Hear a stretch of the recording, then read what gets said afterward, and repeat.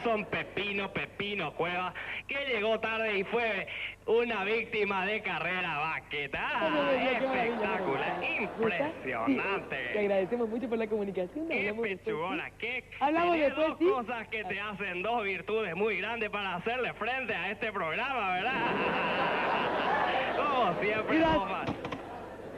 Ay, te cortó, qué lástima, te cortó rápidamente así horriblemente, pero no importa, porque ahora sí, familia, gracias Gustavo. Después te hablamos. Y vamos a presentar ya el juego del Mongo, familia. Un aplauso fuerte porque ahora sí vamos a recibir a nuestro Monguillo. ¿Dónde está el Monguillo? Ay, qué pasó. Bueno, lastimosamente creo que se nos acortó el presupuesto. ¿Qué pasa? ¿No le gusta algo? ¿No le gusta? ¿Qué quiere que se cambie? ¿Qué no te gusta, papito? Bueno, parece que está un poco exigente nuestro nuevo Monguillo.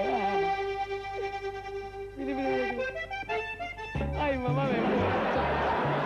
Es posible de Dios. Qué poco ritmo, qué poca. Qué bonito papel. ¿Qué pasa? ¿Qué? Ay, me quiero hacer bailar, ¿qué pasa?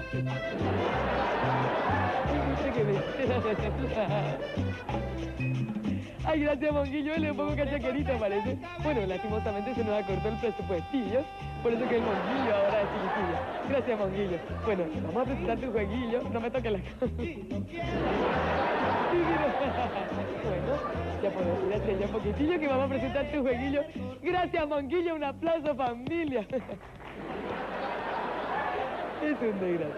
Bueno, y ahora sí, vamos a presentar a las familias participantes. Atención.